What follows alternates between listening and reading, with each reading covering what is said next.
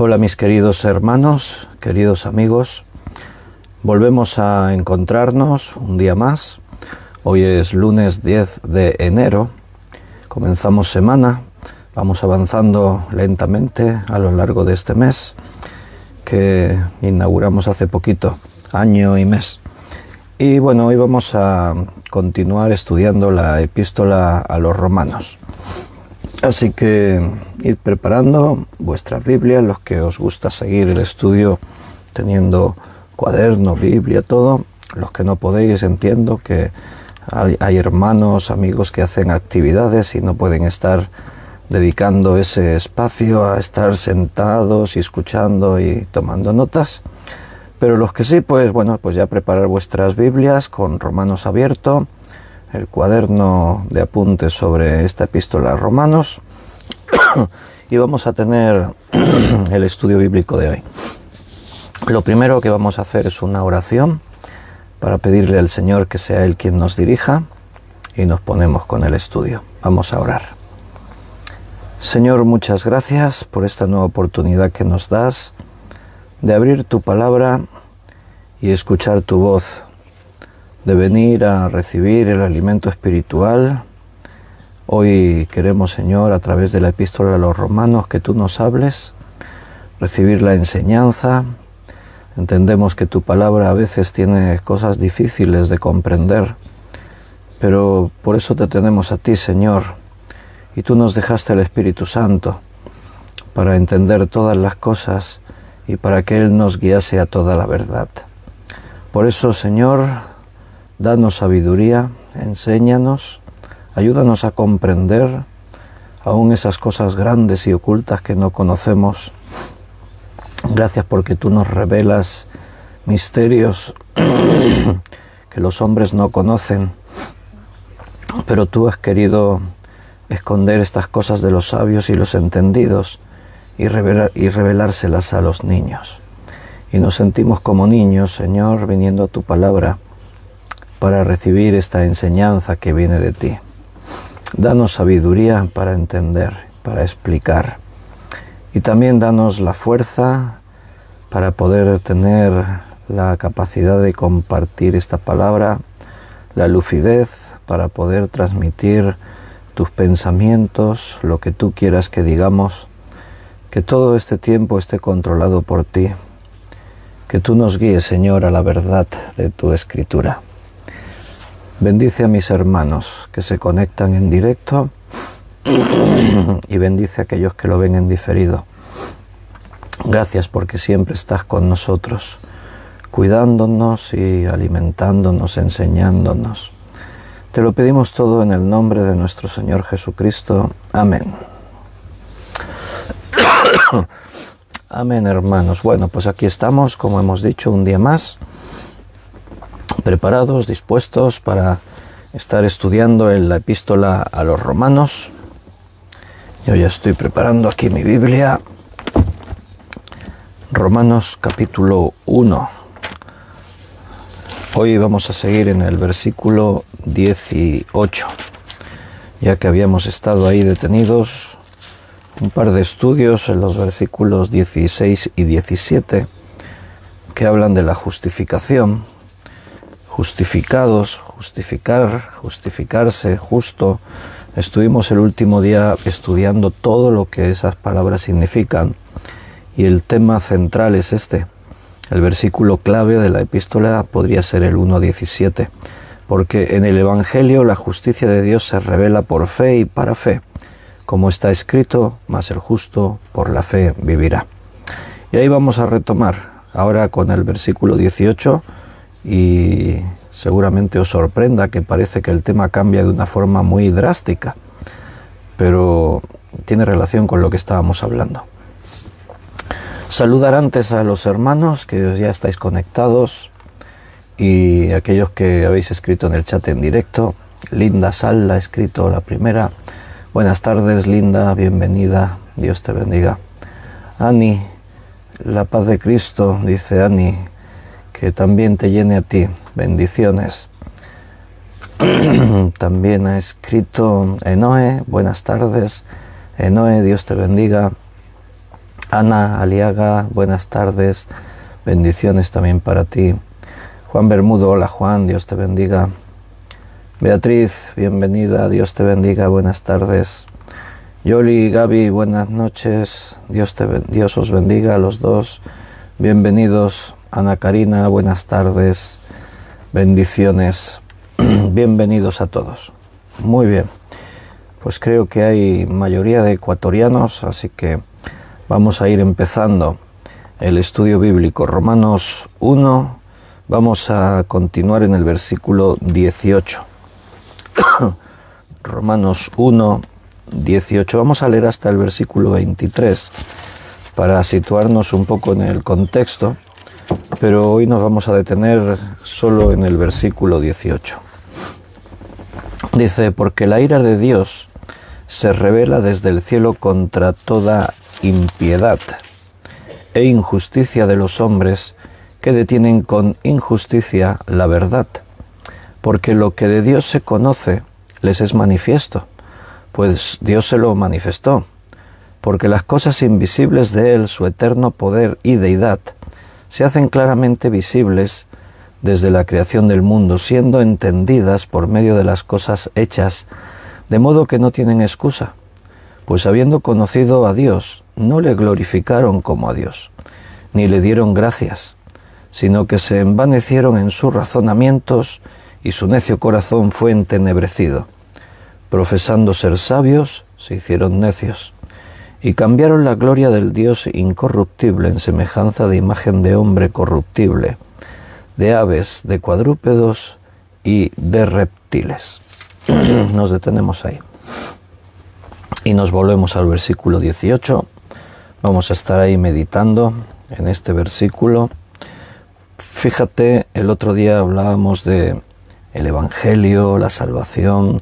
No me avergüenzo del Evangelio porque es poder de Dios para salvación y el justo por la fe vivirá. Y ahora de pronto el tema que aparece en este versículo 18, la ira de Dios, parece como un contraste muy grande, ¿no? Porque la ira de Dios se revela desde el cielo contra toda impiedad e injusticia de los hombres que detienen con injusticia la verdad. La ira de Dios es un tema bíblico y es un tema difícil, no lo vamos a negar, porque está en contraste con lo anteriormente dicho, pero quiero que te fijes que comienza nuevamente con la partícula porque, este versículo 18, o sea que el texto está ligado a lo anteriormente hablado. O sea, veníamos ya, este es el tercer por qué el tercero. O sea, todo viene desde la parte final del capítulo 1, versículo 14-15, así que en cuanto a mí, pronto estoy a anunciaros el Evangelio, también a vosotros que estáis en Roma. ¿Por qué? Y entonces explica el por qué tiene tanta disposición de ir a predicarles el Evangelio. Porque no me avergüenzo del Evangelio, porque es poder de Dios, porque en el Evangelio la justicia de Dios se revela, por fe y para fe, como está escrito, más el justo por la fe vivirá. Porque, dice ahora en el versículo 18, la ira de Dios se revela desde el cielo contra toda impiedad. Vaya, pero parece que es como que el tema cambió, pero el por qué, no te olvides, nos está ligando a lo anteriormente dicho. Mira, lo que tenemos que decir de entrada es que Dios no puede quedarse impasible ante el pecado y la maldad del ser humano. La ira de Dios se nos habla de ella a lo largo de toda la Escritura. En el Antiguo Testamento es una expresión bastante común. Y vamos a leer algún texto del Antiguo Testamento y vamos a hablar de la ira de Dios, para que entendamos bien lo que esto representa, significa. Dios hace un pacto especial con su pueblo. Hemos hablado de ello en estos últimos estudios, ha salido aquí en Romanos, ha salido en el texto que estamos estudiando de Génesis. En Éxodo, capítulo 24, versículo del 3 al 8, ahí se habla de este pacto que Dios hizo con su pueblo. Y dice, y Moisés en Éxodo 24, del 3 al 8. Y Moisés vino y contó al pueblo todas las palabras de Jehová y todas las leyes. Y todo el pueblo respondió a una voz y dijo, haremos todas las palabras que Jehová ha dicho. Y Moisés escribió todas las palabras de Jehová. Y levantándose de mañana, edificó un altar al pie del monte, y 12 columnas, según las 12 tribus de Israel. Y envió jóvenes de los hijos de Israel, los cuales ofrecieron holocaustos y becerros como sacrificios de paz a Jehová. Y Moisés tomó la mitad de la sangre y la puso en tazones, y esparció la otra mitad de la sangre sobre el altar. Y tomó el libro del pacto y lo leyó a oídos del pueblo, el cual dijo, haremos todas las cosas que Jehová ha dicho y obedeceremos. Entonces Moisés tomó la sangre y roció sobre el pueblo y dijo, he aquí la sangre del pacto que Jehová ha hecho con vosotros sobre todas estas cosas. Bien, nota que vamos hablando de los pactos que Dios ha hecho con sus hijos. Estábamos estudiando sobre la vida de Abraham y vimos cómo Dios establece un pacto que tiene efectos perpetuos con su pueblo. Abraham es el fundador de la nación de Israel y Dios obra en Abraham y lo que Abraham representó en ese pacto en sus descendientes a través de todos estos tiempos. Entonces ahora Dios, cuando le entrega la ley a su pueblo por mano de Moisés, le recuerda que parte de este pacto tiene que ver con el cumplimiento de la ley. Dios le da leyes escritas a su pueblo. No son pocas, no son los 10 mandamientos. Los 10 mandamientos son eso, los 10 mandamientos. Pero Dios les da a su pueblo leyes dietéticas, leyes que tienen que ver con la santidad, que tienen que ver con leyes civiles, que tienen que ver... En total tenían más de 2.500 leyes y preceptos. Entonces te puedes hacer una idea de que no era fácil cumplir con todas las leyes. Entonces, en este pasaje que hemos leído, Dios le está diciendo al pueblo a través de Moisés, yo os doy estas leyes. ¿Y has escuchado lo que el pueblo dijo? El pueblo dijo, nosotros cumpliremos todo lo que tú nos has dicho. Y lo otro significativo en el pasaje que hemos leído, ¿qué era? Que este pacto se selló con sangre. Lo hemos leído. Dice que ofrecieron holocaustos y becerros como sacrificios. Y Moisés tomó la mitad de la sangre, la puso en tazones, esparció la otra mitad de la sangre sobre el altar, tomó el libro del pacto, lo leyó a oídos del pueblo, el cual dijo, haremos todas las cosas que Jehová ha dicho y obedeceremos. Entonces Moisés tomó la sangre y roció sobre el pueblo. Si yo os pregunto, ¿cumplió el pueblo su promesa? Los que conocéis un poquito la historia del pueblo de Israel, ¿qué diríais? ¿Cumplió Israel esa promesa? Nosotros haremos todo lo que Dios nos ha dicho que hagamos, le obedeceremos. Bueno, la buena voluntad estaba, no me cabe duda, no voy a dudar de su buena voluntad. Rosario y Paco dicen no. Es obvio que si conoces un poco la historia de Israel, te das cuenta que ni mucho menos obedecieron. Pero no hay que esperar mucho tiempo ya en este momento, en este tiempo de los días de Moisés, el pueblo desobedeció. Entonces esto implicaba que dentro de la nación cualquier desobediencia a la ley estaría provocando la ira de Dios, porque esto quebrantaba la relación del pueblo con Dios, porque esto estaba rompiendo el pacto que se había establecido, porque esto estaba pisoteando el sacrificio de Jesús. Porque no te olvides que estos pactos estaban sellados con sangre, y estos becerros que fueron sacrificados aquí en sí mismos no significaban nada, pero sí lo que representaban, lo que un día Jesucristo iba a hacer por su pueblo, por nosotros, muriendo y derramando su cruz, y su sangre en una cruz por nosotros. En este tiempo ya hubo rebelión. Si me acompañas al libro de Números, que es contemporáneo aquí todo lo que está ocurriendo, Números 16, ahí se nos está explicando la rebelión de Coré, de Datán y de Abiram. En Números 16 se nos explica la rebelión de parte del pueblo de Dios contra Dios. Y fíjate lo que dice en el versículo 46. En Números 16, todo ahí se nos explica esa rebelión. De vez en cuando había parte del pueblo que se rebelaba contra Moisés, contra Dios. Y dice en Números 16, 46. Y dijo Moisés a Aarón: toma el incensario y pon en él fuego del altar, y pon sobre él incienso, y ve pronto a la congregación, y haz expiación por ellos, porque el furor ha salido de la presencia de Jehová, la mortandad ha comenzado.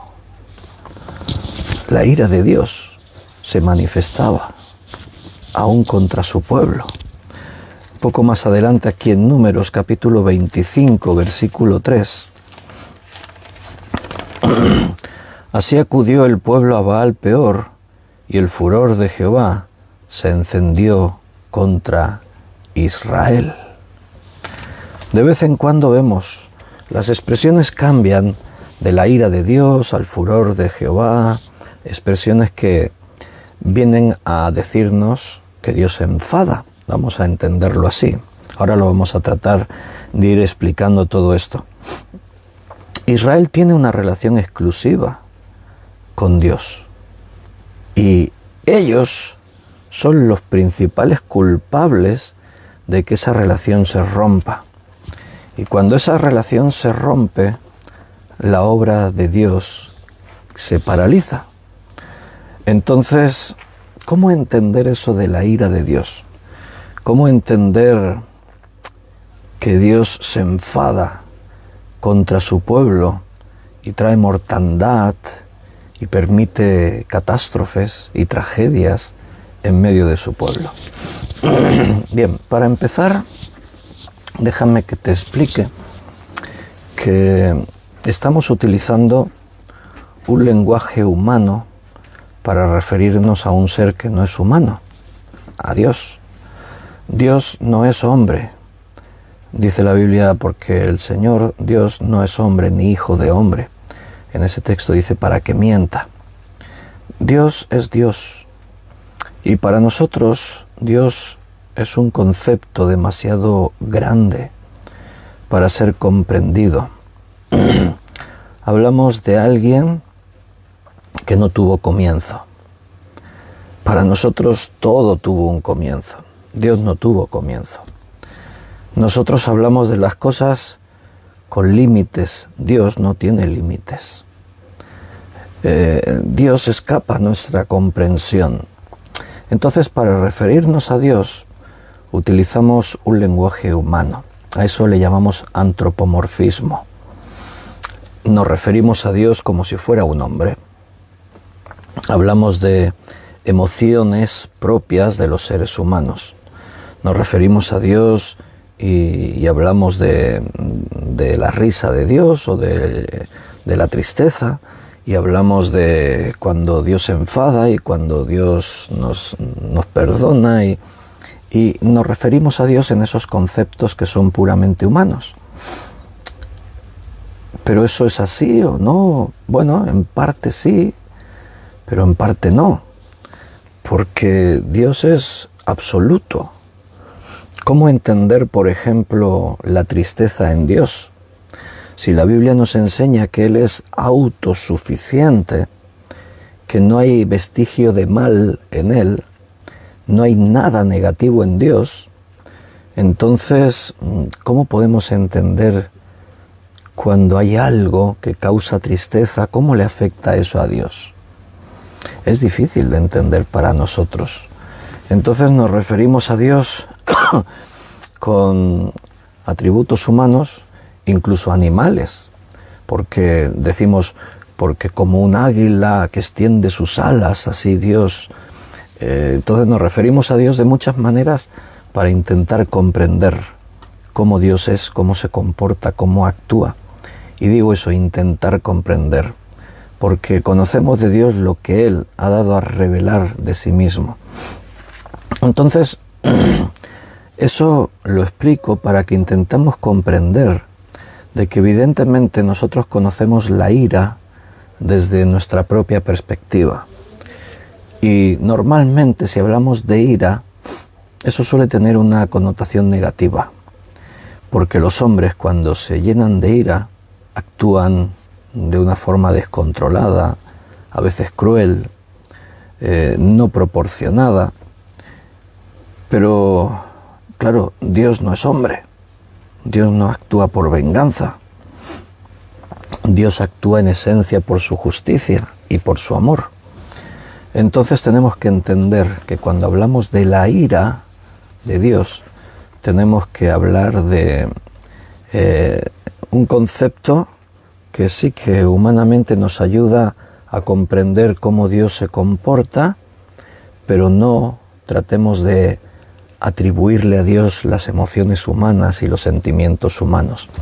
Es como cuando dice allí en Génesis, en los días del diluvio, dice, y se arrepintió Dios de haber creado a los hombres.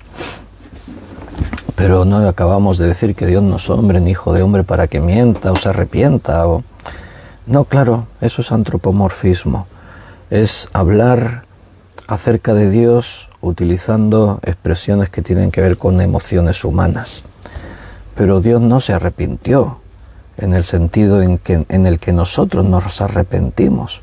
Arrepentirse para nosotros es cambiar una actitud. Es decir, yo iba en esta dirección y me arrepiento, yo ya no quiero seguir. Entonces, pero Dios ya conocía lo que iba a ocurrir. ¿Qué quiere decir que se arrepintió Dios de haber creado a los hombres?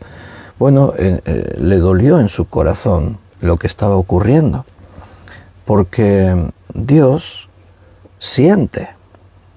¿Cómo siente Dios? No lo sé, no lo sabemos. Ninguno hemos podido estar en la mente de Dios ni un solo segundo. Ninguno hemos podido estar metidos dentro del ser de Dios para comprender cómo siente Dios. Pero es obvio, porque la Biblia nos lo enseña, que por un lado su amor es inmenso hasta tal punto que dio lo más valioso que tenía por amor a nosotros, y en contramedida vemos que es intolerable con el pecado. Y es en esa relación con el pecado donde se manifiesta la ira de Dios. Entonces, recuerda que estamos viniendo del capítulo 1, versículo 16 y 17, hablando de la justicia. Y el otro día estábamos explicando que la justicia de Dios, a ver si os acordáis, estábamos viendo todas las derivaciones de la palabra que viene de la partícula dik. Hablábamos de dikaio, que se traduce como justificar. Hablábamos de dikaiosine, que se traduce como justicia. Hablábamos del dikaiosine theo, o sea, la justicia de Dios. Hablábamos también de la palabra que se traduce como justo, dikaios. Entonces decíamos que lo que hace la justicia de Dios es provocar su obra salvadora, porque la esencia de Dios es ser justo. Entonces Él ve el pecado y no se puede quedar con los ojos cerrados, no puede mirar hacia otro lado. Dios ve el pecado y tiene que actuar porque es justo. Entonces eso es lo que promueve la salvación, porque ante la necesidad de aplicar justicia, también se encuentra en la persona de Dios su amor. Entonces Él tiene que aplicar justicia, pero nos ama. Entonces su amor busca que ya no tengamos que pagar por el pecado que la justicia, su justicia, exige. Y entonces Él nos ofrece la alternativa.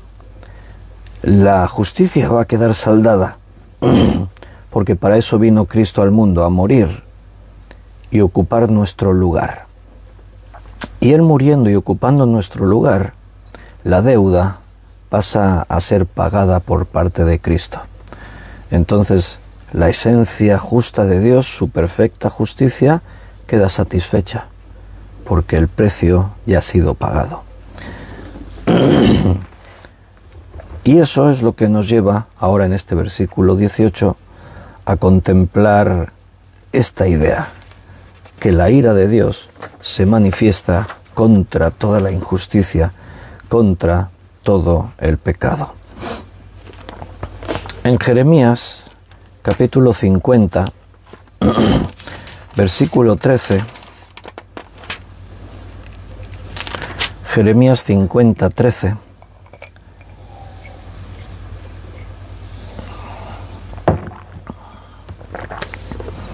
por la ira de Jehová no será habitada, sino será asolada. Toda ella, todo hombre que pasare por Babilonia, se asombrará y se burlará de sus calamidades. La ira de Dios se manifiesta contra todo lo que es pecado, contra toda rebelión, contra toda maldad. Antes hemos visto un par de textos en Números.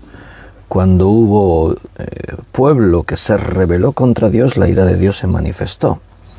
También aquí os estoy leyendo un texto de cualquier nación que tratase mal a Israel, se tendría que enfrentar a la ira de Dios. Aquí la advertencia va contra Babilonia. Aquí se advierte a Babilonia que la ira de Dios caerá sobre ella, sobre Babilonia. Lo hemos leído aquí en Jeremías 50, 13.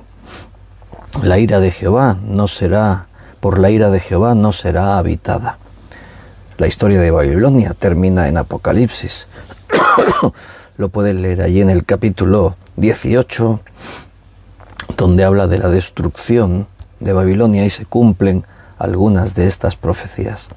En su día, Dios se valió de Babilonia, como antes de Asiria, para tratar con Israel. Dios se valió de estas naciones para tratar contra su pueblo, porque su pueblo le dio a él la espalda, se rebelaron contra él. Hemos leído en Números 25 que el pueblo se volvió a Baal, peor, a los dioses de los Baales, de los cananeos. Se trajeron parte de la idolatría de Egipto con ellos. Y es algo que cualquier persona que conoce a Dios entiende rápidamente, que Dios, precisamente por su esencia santa, Él es santo, santo, santo, precisamente por su justicia, Él es un Dios justo, no puede soportar, no puede mirar hacia otro lado ante la idolatría, ante el pecado, ante la rebelión. La ira de Dios se va a manifestar en un tiempo futuro. Se manifiesta, pero en especial la Biblia habla del día grande y terrible de Jehová. Vamos a decir de alguna forma que la ira de Dios está controlada bajo un propósito, vamos a decirlo así. Vamos a recordar aquel versículo que dice que Dios no retarda su promesa como algunos la tienen por tardanza, sino que es paciente, no queriendo que nadie se pierda, sino que todos procedan al arrepentimiento. O sea que algunos ya pondrían fin a todo. Pero la Biblia dice que Dios no es que se esté olvidando, es que la promesa está, pero Él la retrasa, porque está dando oportunidad para que más gente se arrepienta y crea. Eso nos habla de la misericordia de Dios, pero también nos habla de su ira vendrá. Entonces el día grande y terrible de Jehová será después de haber estado dando esa oportunidad de que el mundo crea y se arrepienta, pero como Dios es justo, Él tiene que poner fin a la maldad y al pecado, y pondrá fin a esa maldad y a ese pecado. Entonces a eso la Biblia le llama ese día grande y terrible, y a ese día se refieren algunos textos al día de la ira de Jehová. La ira de Jehová se manifestará. Os voy a leer algunos versículos relacionados con esto. Vámonos a Isaías primero. Isaías 13:9.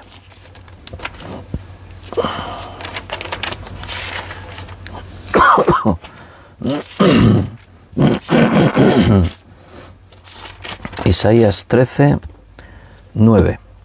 He aquí el día de Jehová viene, terrible, y de indignación y ardor de ira, para convertir la tierra en soledad y raer de ella a sus pecadores. Bien, ahí está. ¿Verdad que son expresiones duras? Pero es algo que todos entendemos. Todos, me refiero a los que creemos en la Biblia. Porque aunque digas son palabras duras, pero yo sé que Dios tiene que limpiar el mundo de maldad. O sea, no podemos pensar en una eternidad cohabitando con el pecado, cohabitando con la tiranía, con la rebelión, con la maldad, la muerte, el llanto. Entendemos que Dios tiene que actuar. Y dice aquí que la tierra se convertirá en soledad. Dios destruirá todo lo que sea malo. Todo lo que no vaya a ser redimido tiene que ser destruido. Y aunque nos resulte duro pensar en eso, pero, ¿verdad, hermanos, que lo entendemos? Tiene que ocurrir. Y no será porque Dios no tiene paciencia, que está dando lugar y está esperando un día y otro día y otro día, y está llamando a los hombres del mundo, a pesar de tanta maldad como hay en el mundo. Dios nos permite vivir un día más para que los hombres tengan la oportunidad de creer y arrepentirse. También no te olvides que la indignación y ardor de su ira caerán sobre todos aquellos que hayan rechazado su gracia y su misericordia. O sea, no es algo que Dios impone. Dios le da a todos la opción de librarse de ese día grande y terrible de su ira. Y no será que Dios no esperó, porque Dios esperó 1 año y 10 años y 1000 años y ahí seguimos todavía. En los días de Noé, pese a que la maldad del hombre era tanta, aún Dios les dio más de 100 años para que tuviesen oportunidad de arrepentirse y creer. Aquí mismo en Isaías, en el capítulo 9, versículo 19, Isaías 9, 19, dice, por la ira de Jehová de los ejércitos se oscureció la tierra, y será el pueblo como pasto del fuego, el hombre no tendrá piedad de su hermano. En la manifestación de la ira de Dios Déjame que matice así algunas cosas, como por ejemplo, cuando tú estudias Apocalipsis, ves que Dios trae juicios sobre el pueblo de la tierra. Esos juicios afectan principalmente al reino de Satanás, al gobierno de Satanás en la tierra en ese tiempo, para de alguna forma suavizar la persecución que Satanás y los suyos traen contra los cristianos. O sea que lo que te quiero decir es que nunca vas a ver la ira de Dios actuando de una forma desproporcionada, cruel, contra alguien que no lo merezca. Al contrario, en medio de la ira, Dios da oportunidad para que la gente crea y se arrepienta. Contra su pueblo, en el Antiguo Testamento, Dios manifestó ira. Pero cuando el pueblo se arrepentía y se volvía a Él, Dios les perdonaba. Dios trajo juicios sobre Sodoma y Gomorra, sobre Egipto, pero podían haber venido más juicios y no vinieron porque ante las advertencias de Dios, algunos pueblos se arrepintieron. Y seguro que ya os viene a la mente Nínive, ¿verdad que sí? Dios envió a Jonás a Nínive para advertirles: vendrá mi ira sobre vosotros, seréis destruidos si no os arrepentís. O sea, Dios da la oportunidad de arrepentirse. Dios no quiere traer su ira. Dios no quiere que nadie perezca, sino que todos procedan al arrepentimiento y a la salvación. Pero los que no quieren, Dios no les va a obligar. Lo que no se deje redimir, Dios no va a ejercer violencia sobre eso. A la fuerza te voy a salvar. No, Dios no hará eso. Dios llama una y mil veces para que la gente se libre de ese día de la ira. Pero la última palabra la tiene el ser humano como un ente libre, que Dios nos creó así, de esa forma. En Ezequiel, capítulo 7, versículo 19, Ezequiel 7, 19.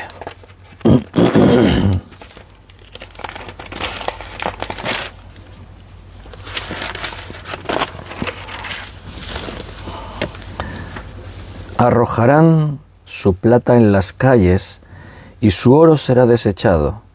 Ni su plata ni su oro podrá librarlos en el día del furor de Jehová. No saciarán su alma, ni llenarán sus entrañas, porque ha sido tropiezo para su maldad.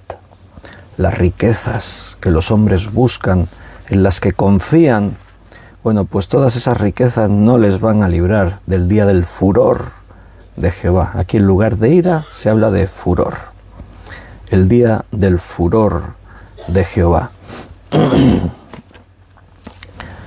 Dios no quiere el sufrimiento del ser humano. Y para comprender todo esto, pues nos tendríamos que remitir a Génesis, a cuando Adán y Eva estaban en el paraíso. Dios lo creó todo bueno en gran manera, Dios les dio todo lo que necesitaban y Dios les advirtió: mira, solo tenéis una condición, el árbol de la ciencia del bien y del mal, no comáis de él, no lo toquéis, no lo miréis, no lo comáis, porque ciertamente el día que comáis de él moriréis. Dios creó al hombre libre.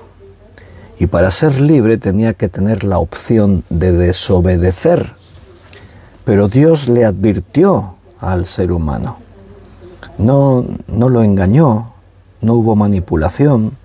Dios fue muy claro. No le dijo verdades a medias, no le dio a entender. No, se lo dijo, ciertamente. O sea, que no te quepa la menor duda que si me desobedeces y comes, moriréis. Y Satanás vino con otra versión, y Adán y Eva decidieron escoger la versión de Satanás que la de Dios. Todo eso no fue una sorpresa para Dios, Dios sabía que iba a ocurrir. Entonces, estamos dentro del plan de Dios, no lo olvides. O sea, no estamos ahí porque Dios dijo, esto no me lo esperaba. No, Dios sabía.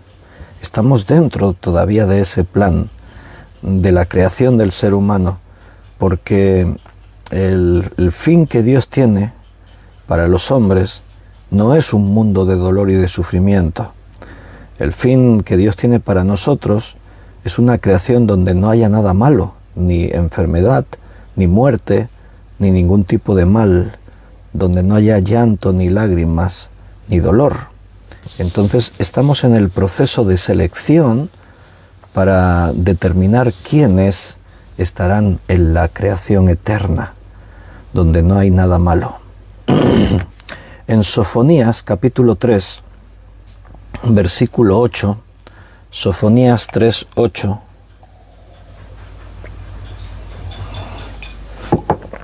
por tanto esperadme, dice Jehová, hasta el día que me levante para juzgaros, porque mi determinación es reunir las naciones, juntar reinos, para derramar sobre ellos mi enojo, todo el ardor de mi ira, por el fuego de mi celo, será consumida toda la tierra.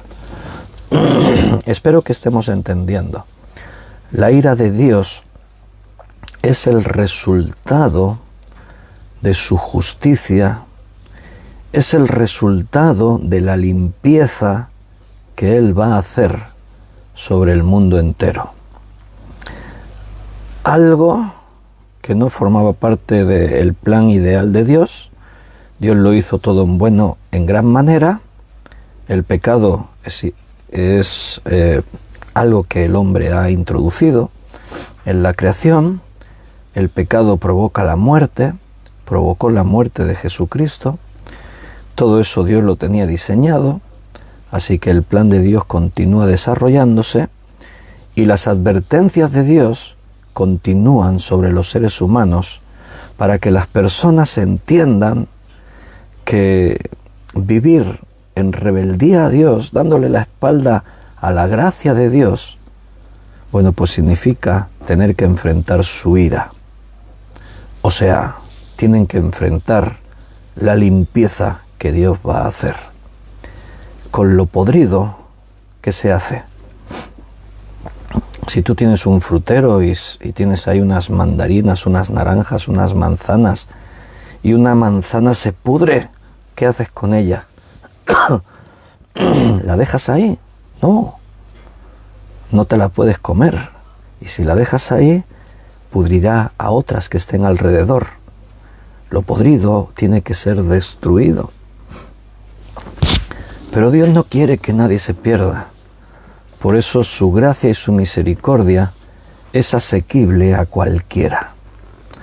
Si Dios hubiese puesto unos requisitos complicados, difíciles, solo al alcance de unos pocos para alcanzar la salvación, entonces no podríamos hablar de un Dios bondadoso, misericordioso, como es nuestro Dios. Pero Dios ha facilitado todo para que nadie tenga que pasar por el día de su ira. Pero el hombre es libre. Imagínate, a veces nos pasa que tú ves a alguien que se va a hacer daño, que le va a pasar algo, y le adviertes, y les da igual tus advertencias. ¿Qué puedes hacer? Nada más. En una excursión por allí, por las Islas Canarias, parece que paramos en un sitio y había chumberas y había higos chumbos. Conocéis los higos chumbos, ¿no? Es esta fruta, está muy rica cuando es madura. En Sudamérica, en Ecuador y en muchos sitios de estos me parece que se consume la hoja, y aquí en España no hay tanta costumbre, pero sí el higo chumbo, una vez que está maduro, se come, ¿no? Pero hay gente que no los conoce Y ahí que bajamos de excursión y vi una mujer, parece ser que no lo conocía, que se tiró para coger chumbos así con las manos tal cual. Y me acuerdo que yo la advertí.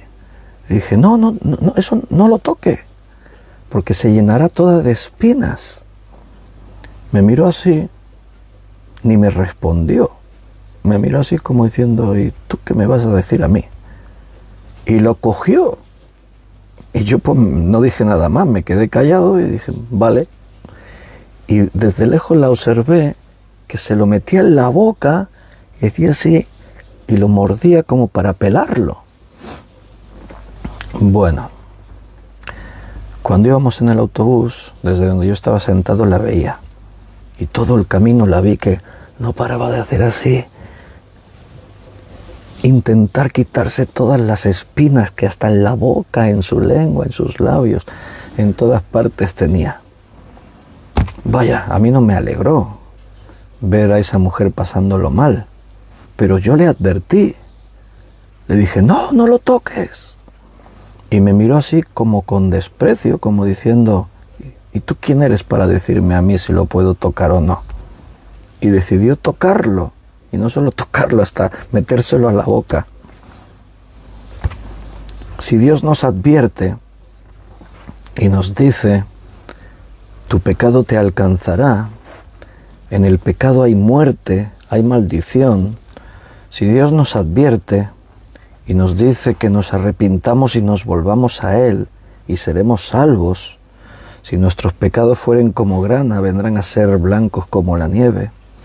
Si Dios nos llama una y otra vez a corresponder a su amor, un amor inmerecido, inmenso, y nosotros lo menospreciamos, le damos la espalda, le decimos, no me interesa, entonces será injusto que haya personas que tengan que enfrentar la ira de Dios. ¿Qué te parece? Pero no solo con el tiempo futuro la ira de Dios se manifestará. Recuerda, antes lo hemos dicho, cuando Israel se alejaba de Dios, era rebelde, era infiel, la ira de Dios operaba en su contra.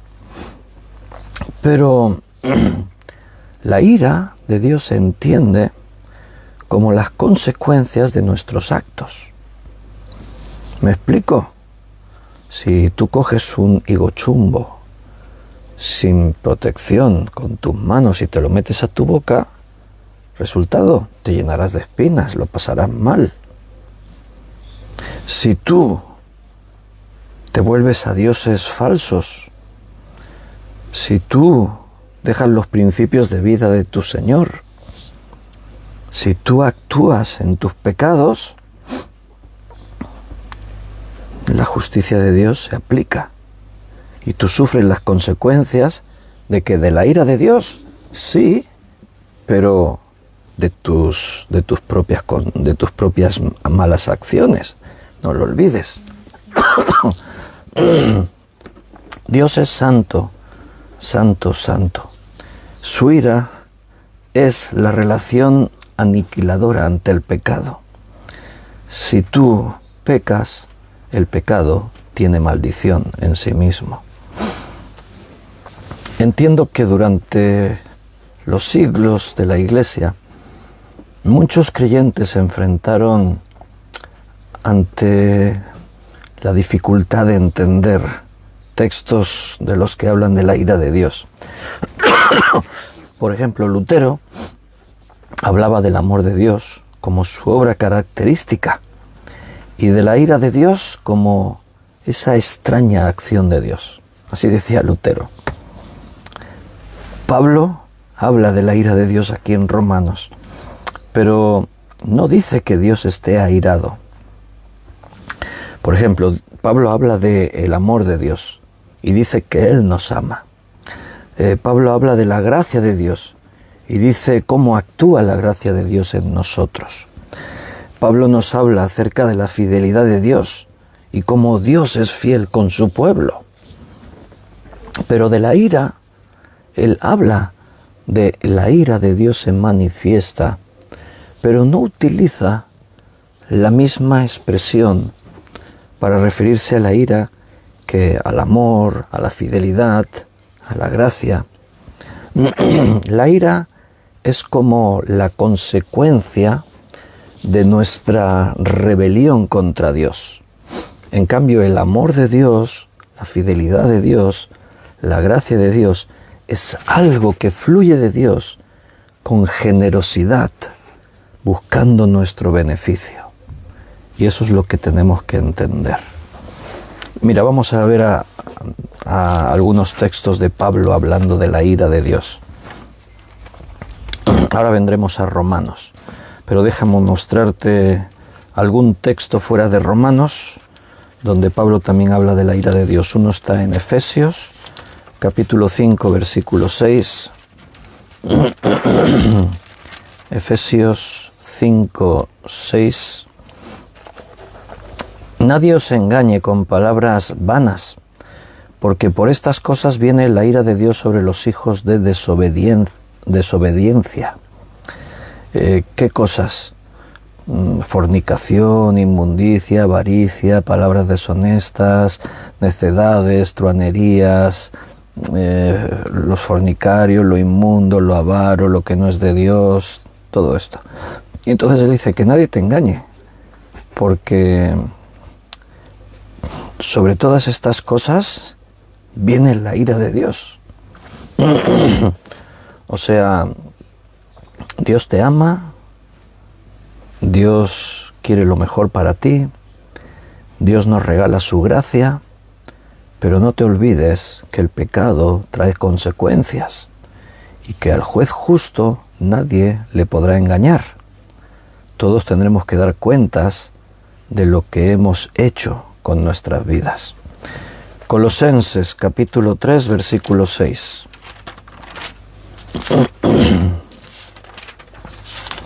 Colosenses 3, 6.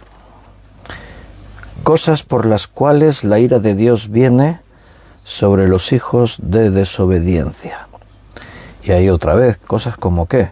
Bueno, pues lo terrenal, la fornicación, impurezas, pasiones desordenadas, malos deseos, avaricia, idolatría. Y nota que en ambos textos dice que la ira de Dios viene sobre los hijos de desobediencia. O sea, no es un término para referirse a los cristianos. Son aquellos que rechazan la obra de Dios. Entonces estos tendrán que enfrentar su ira. Pero no porque Dios quiera, recuerda, es porque ellos están escogiendo. Primera de Tesalonicenses 1:10. Primera de Tesalonicenses 1:10. Y esperar de los cielos a su Hijo, al cual resucitó de los muertos, a Jesús, quien nos libra de la ira venidera. Esa es la intención de Dios, librarnos de la ira venidera. Dios quiere la salvación de los hombres. Dios no disfruta viendo sufrir a nadie. Dios trata de evitar que un hombre tenga que atravesar su ira. Romanos, te leo un par de textos más aquí. Romanos 5:9. Pues mucho más, estando ya justificados en su sangre, por él seremos salvos de la ira. Ese es el propósito de Dios. Para eso Cristo derramó su sangre, para que seamos justificados por su sangre y de esa forma nos libremos de la ira. Romanos 12:19.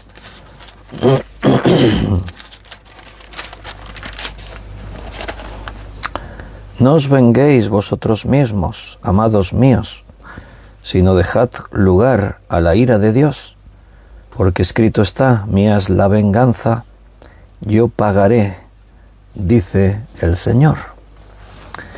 Bien, no es nuestra misión vengarnos, tratar de que los hombres paguen por sus maldades, porque como hemos dicho, hoy todavía es día de salvación.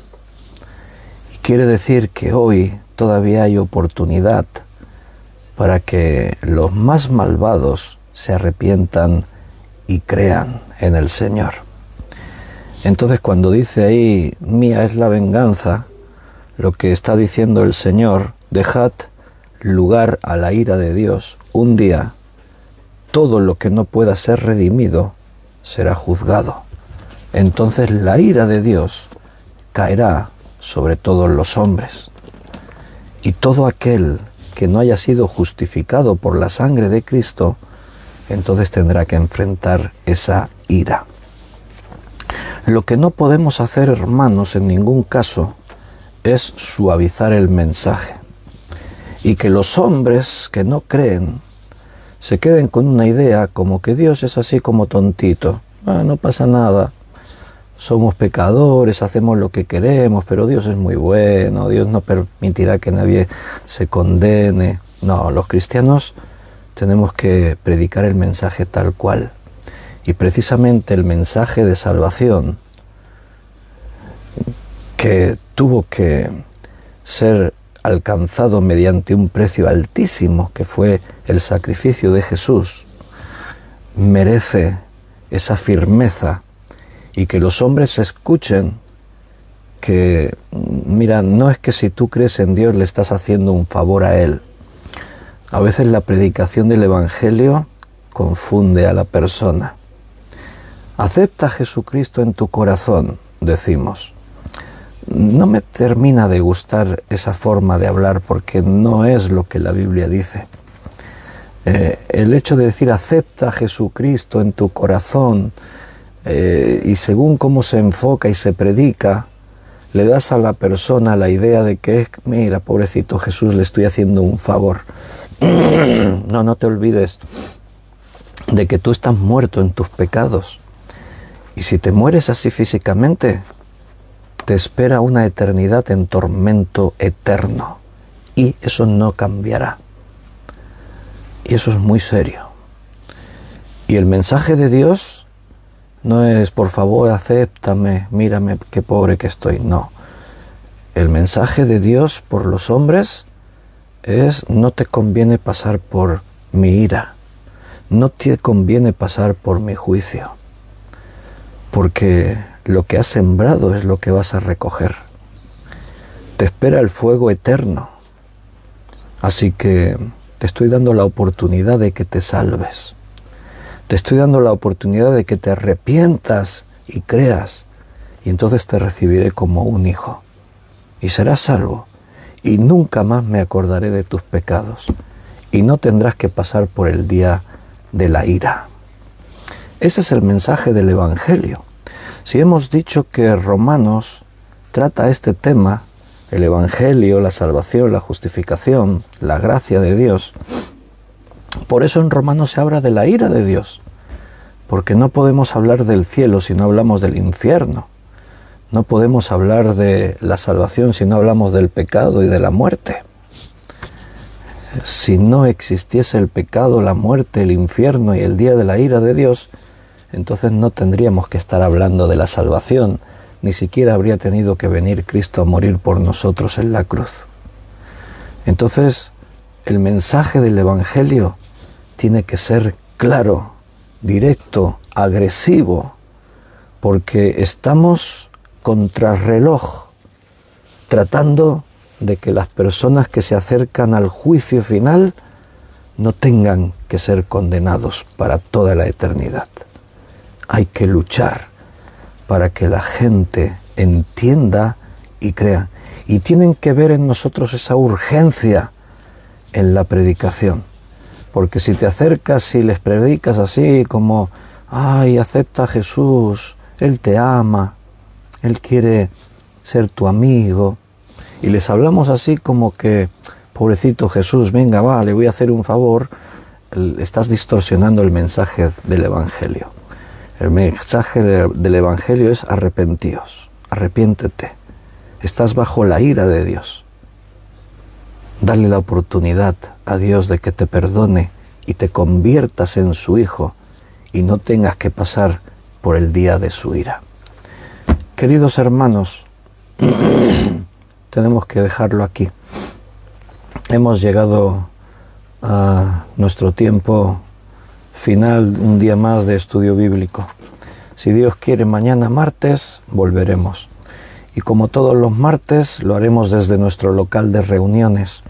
Así nos vemos entre semana personalmente, tenemos la oportunidad también de alabar y orar juntos. Así que si estáis cerca y podéis venir, a las 7:30 estaremos ahí en nuestro local de reuniones. Y si no podéis venir, pues a las 8 en punto, retransmitimos como siempre en directo por aquí por Facebook. También desde la iglesia se retransmite por YouTube, pues el estudio bíblico. Así que si Dios quiere, estamos en sus manos. Nos vemos mañana. Un fuerte abrazo a cada uno. Que Dios os siga cuidando y bendiciendo. Y Él nos siga utilizando así como Él quiera, pero para salvación de las almas. Un abrazo, hasta mañana.